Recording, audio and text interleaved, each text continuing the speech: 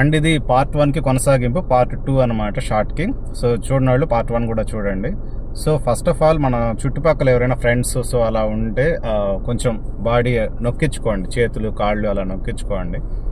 లేకుంటే కొంచెం తిరగడము, అటు ఇటు మొహం కడుక్కోవడము, వాష్రూమ్స్కి వెళ్ళడము, సో ఇట్లాంటి చిన్న చిన్నవి ఏదో ఒకటి.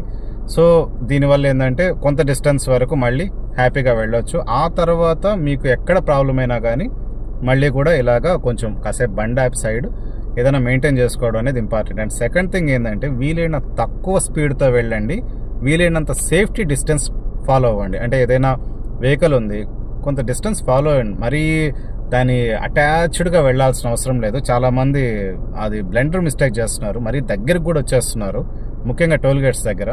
సో అది చాలా రాంగ్. వీలైన సేఫ్టీ డిస్టెన్స్ అనేది ఫాలో అవ్వండి. దీనివల్ల కొంతలో కొంత తగ్గుతాయి యాక్సిడెంట్స్ అనేటివి.